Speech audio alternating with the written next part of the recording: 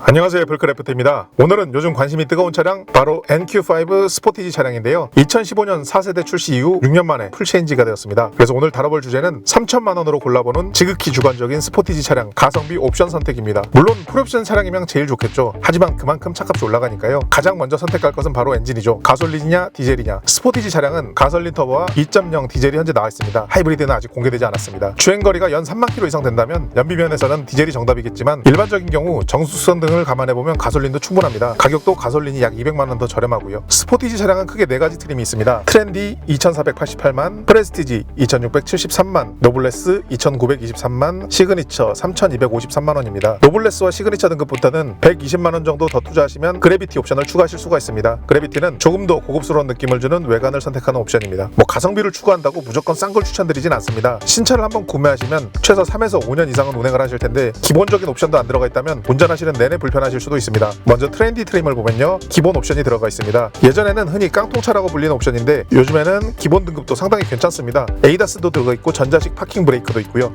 그런데 이게 뭐죠? 열선 시트와 버튼 시동 스마트키는 프레스티지 등급부터 적용이 됩니다.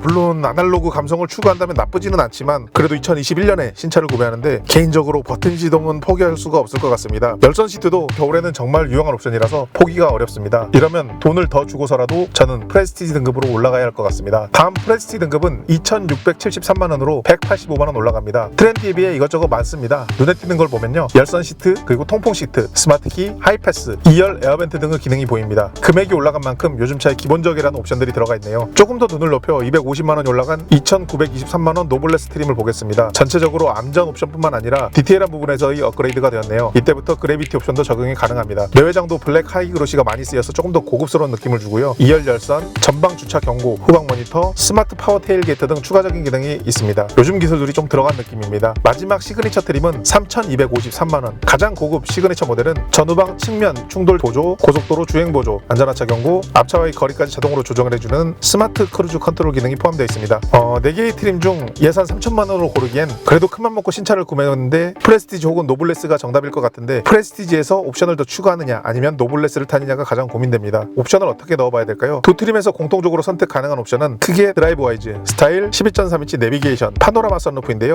먼저 100만원이 들어가는 드라이브 와이즈를 보겠습니다. 충돌 방지 보조, 스마트 크루즈 컨트롤 등 안전 운행을 위한 옵션들인데요. 사실 여유가 된다면 넣으시는 것을 추천드립니다. 스마트 크루즈 컨트롤은 기존의 정속 주행을 가능하게 해주는 크루즈 컨트롤 기능에서 앞차의 거리를 유지해주는 기능이 들어가서 한번 써보신 분들은 매우 편리하게 사용하는 기능입니다. 또 충돌 방지 보조, 사실 사고가 안 나면 이런 기능 필요 없지만 이 기능으로 사고 한번 막을 수 있으면 그 값어치는 충분히 하실 것 같습니다. 약 100만원 정도의 스타일 옵션은 각종 LED 등 같은 거 추가한다고 보시면 되는데요. 개인적으로 필수는 아니라고 생각하지만 아무래도 여유가 되신다면 외장을 업그레이드 해준 부분이 있어서 하시면 좋다고 생각합니다. 다음은 프레스티지 기준 165만원이 추가되는 12.3인치 내비게이션 옵션입니다. 사실 이건 실제로 보신 분들은 무조건 추가하셔야 되는 옵션입니다. 그동안 아낀 돈 저는 여기에 쓰겠습니다. 저희가 신차 작업을 많이 하는데 타차정의 경우 이걸 모르고 선택 안 하셨다가 후회하시는 분들 많이 봤습니다. 일단 차량을 탔을 때 커다란 디스플레이 화면이 보여주는 만족감 결코 무시할 수 없습니다. 또한 실제 내비 화면이 실감나게 잘 보여서 운전하시는 데도 큰 도움을 줍니다. 여기에 세부 옵션으로 하이테크, 모니터링 펜, 크렐 사운드 등을 추가하실 수가 있는데요. 하이테크는 파노라믹 커브드 디스플레이가 적용됩니다. 이게 계기판에서 내비까지 쭉 이어지는 길다란 화면인데요. 실제로 보시면 아마 탐나실 겁니다. 개인적으로 이 정도는 예산이 된다면 욕심내보고 싶습니다. 모니터링 백은 서라운드 뷰, 스마트 원격 주차 보조인데요. 서라운드 뷰는 할 거면 싸제보다 순정으로 하시는 게 퀄리티가 좋기 때문에 괜찮지만 예산 압박이 있다면 과감히 포기하겠습니다. 개인적으로 주차할 때 사이드 미러만 있으면 충분하다고 생각하는 편입니다. 크렐 사운드도 탐나는 옵션이지만 순정 사운드도 그렇게 나쁘진 않습니다. 다음으로 파노라마 선루프는 역시 포기입니다. 있으면 좋지만 예산이 압박이 있으니까요. 정리해보면 프레스티지 2673만원에 드라이브 와이즈 100만원, 12.3인치 내비게이션 165만원, 하이테크 90만원, 총 3026만원이네요. 혹은 노블레스 등급 2923만원에 제가 포기할 수 없는 12.3인치 내비게이션 95만원, 총 3018만원으로 조합하는 것도 괜찮으실 것 같습니다. 3천만원을 살짝 넘겼는데 한 달간 좀 아껴 먹는다고 생각하고 20만원 과감히 더 투자를 해야 할 것 같습니다. 트림을 올리고 옵션을 타협할 것이냐, 트림을 낮추고 옵션을 넣을 것이냐